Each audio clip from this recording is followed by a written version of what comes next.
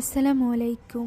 ইন্দোনেশিয়ার আর রাহিমো মাদ্রাসায় পড়ুয়া এক মেয়ের পরিত্যক্ত লাশ পাওয়া যায় গভীর জঙ্গলে। কিন্তু অবাক করা বিষয় হলো, এর এক সপ্তাহ পরেই সম্পূর্ণ সুস্থ হয়ে সে ফিরে আসে ওই মাদ্রাসায়। আর সে এখানে আসার পর থেকেই মাদ্রাসা জুড়ে শুরু হয়ে যায় ভয়ঙ্কর এক জিনের তাণ্ডব। মাদ্রাসার অনেক মেয়েদের উপরই ওই জিন আসর করতে থাকে।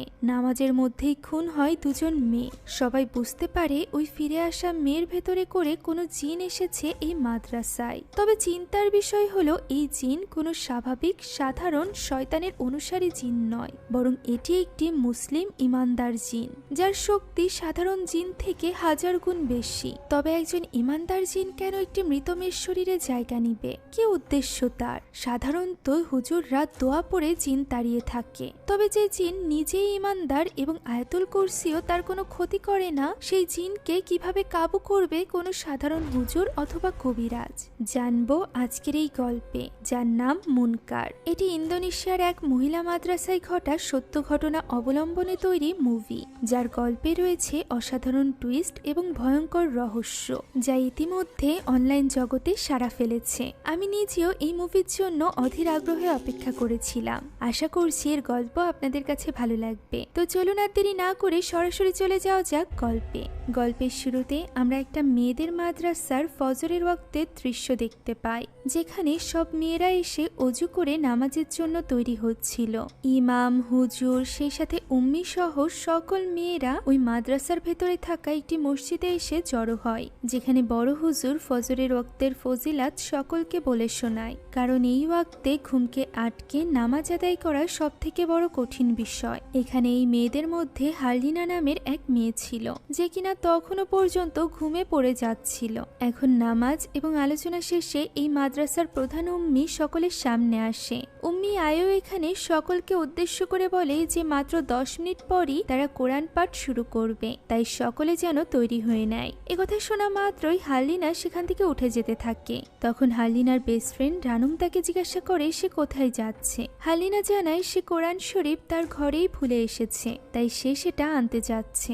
একথা বলে হারলিনা সেখান থেকে বের হতে শুরু করে। তখন তাদেরই ক্লাসে 3 জন মেয়েকে আমরা দেখতে পাই, যারা কিনা হারলিনার এইভাবে বের হয়ে যাওয়ার ব্যাপারটাকে একদমই স্বাভাবিকভাবে নিচ্ছিল না। তাদের মনে হচ্ছিল হারলিনা হয়তো বা কোরআন পাঠ করতে চায় না, তাই সে এখান থেকে চলে যাচ্ছে। অন্যদিকে হারলিনা গিয়ে পৌঁছায় তার ঘরে। সেখানে তার কোরআন শরীফটি টেবিলের উপর রাখা ছিল, যেটা সে হাতে তুলে নেয়। আর এরপর সেটা দেখতে দেখতে সে সেখানেই ঘুমিয়ে পড়ে।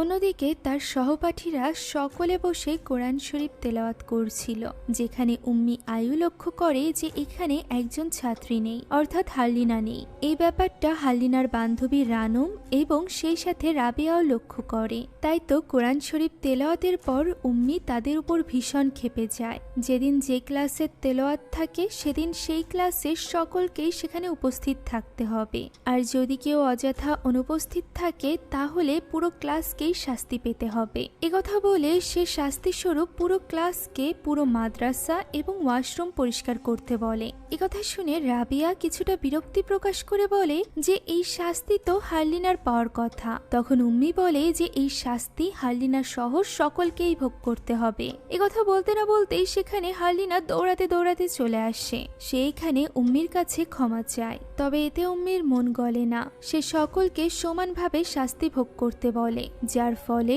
রাবেয়া এবং তার বান্ধবীরা ভীষণ ক্ষেপে যায়। তারা যাওয়ার সময় হারলিনাকে উম্মির সামনেই ধাক্কা দিয়ে যায়, যে ব্যাপারটা দেখেও উম্মি কিছুই বলে না। এখন সকল মেয়েরা নিজ নিজ কাজে লেগে পড়ে, যেখানে রাবেয়া তখনও পর্যন্ত এই শাস্তি মেনে নিতে পারছিল না। সে এখানে তার বান্ধবী ডিলা এবং সিতিকে বলে যে সে এই শাস্তি কিছুতেই ভোগ করবে না। তাই তো তারা 3 জন মিলে চলে যায় হারলিনার কাছে। হারলিনা তখন রানুমের সাথে ওয়াশরুম পরিষ্কার করছিল। তাকে এইভাবে হাসি খুশি ভাবে কাজ করতে দেখে রাবিয়া ভীষণ রেগে যায় এবং তাকে একাকেই এই ওয়াশরুম পরিষ্কার করতে বলে। বাকি মেয়েদেরকে এখান থেকে চলে যেতে বলে, কারণ তারা কোনো দোষ করেনি।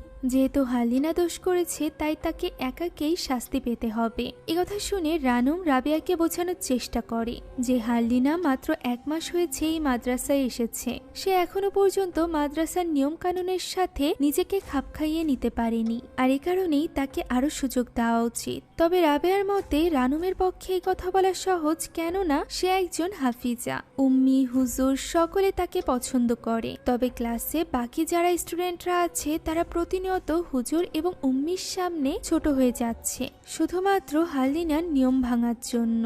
একথা বলে হালিনা আরো বেশি নোংরা করে বাকি সকলকে নিয়ে সেখান থেকে চলে যায়। তবে রানুমের আরেকজন ভালো বান্ধবী সিথি তাকে সাথে যেতে বললে রানুম রাজি হয় না, বরং সে তো নিজের বেস্ট ফ্রেন্ড হালিনাকে সাহায্য করার জন্য সেখানেই থেকে যায়। অন্যদিকে বাকিদেরকে এইভাবে বেরিয়ে যেতে দেখে উম্মি আয়ু, তাদেরকে এইভাবে কাজ ফেলে রেখে চলে যেতে দেখে সে সবটা বুঝতে পারে। এদিকে রানুম হালিনাকে সাহায্য করার জন্য তার সাথে কাজ করতে বসে যায়, যা দেখে হালিনা তাকে বলে যে সে চাইলে চলে যেতে পারে, কারণ পুরো দোষটাই তার ছিল, সে এর শাস্তি নিজ কাঁধে নিতে রাজি আছে। তখন হালিনা তাকে বোঝানোর চেষ্টা করে যে কেন তার এই সকল নিয়ম মেনে নিতে এত কষ্ট হচ্ছে। সে আসলে তার বাবা মায়ের অনেক আদরের সন্তান, সে যা চেয়েছে তখনই তা পেয়েছে। একথা বলতেই রানুমের মুখ শুকিয়ে যায়। যে ব্যাপারটা বুঝতে পেরে হালিনা তার কাছে ক্ষমা চায়, তবে রানুম জানায় সে তার কথায় কষ্ট পায়নি। একথা শুনে হালিনা বুঝতে পারে যে রানুম কতটা ভালো মনের অধিকারী, আর এর কারণ হলো রানুমের বাবা মা কেউ বেঁচে নেই। আর এ কারণেই তখন যখন হালিনা তার বাবা মায়ের কথা বলেছিল তখন রানুমের মন খারাপ হয়ে গিয়েছিল। এখন এখানে সব মেয়েদের সাথে দেখা করতে তাদের বাবা মা এসেছিল, যেখানে হালিনার সাথে দেখা করতে তার মা আসে। হালিনা তার মাকে বলে সে এখানে থাকতে চায় না, মাদ্রাসার কোনো মেয়েই তাকে পছন্দ করে না, শুধুমাত্র একটি মেয়ে বাদে। বাকিরা তো তাকে ঘৃণা করে, এছাড়া এখানকার বেডশিটও বেশ নোংরা। একথা শুনে তার মা হেসে দেয় এবং বলে সে আজ রাতেই তার জন্য নতুন বেডশিট সেই সাথে অনেকগুলো চাদর এনে দেবে। সে আরো বলে অন্তত পক্ষে 1 সেমিস্টার পর্যন্ত তাকে এই মাদ্রাসায় থাকতে হবে, তা না হলে তার বাবা কিছুতেই রাজি হবে না তাকে এখান থেকে নিয়ে যেতে। তারা কথা বলছিল এমন সময় হালিনা লক্ষ্য করে রাবিয়াকে তার বাবা প্রচন্ড আকারে ঝগড়া করছে। মাদ্রাসার নিয়ম ভঙ্গের জন্য সে তাকে বকা দিচ্ছিল, কিন্তু কি নিয়ম ভেঙেছে সে? মূলত উম্মি আয়ু রাবিয়ার বাবা মাকে আজ সকালে তার কাজে ফাঁকি দেওয়ার ব্যাপারটা জানিয়ে দিয়েছিল, তাই তো রাবিয়া এখানে তার বাবার খারাপ ব্যবহার এবং এই সব কিছুর জন্য হালিনাকেই দায়ী মনে করছিল। এই ব্যাপারটা দূর থেকে হালিনাও বুঝতে পারে, তবে সে এখানে তার মাকে এই ব্যাপারে কিছুই বলে না। তার মা এখানে তার জন্য খাবার নিয়ে এসেছিল, যেটা হালিনা তখন খায় না এবং রেখে দেয় পরবর্তীতে রাতে খাওয়ার জন্য।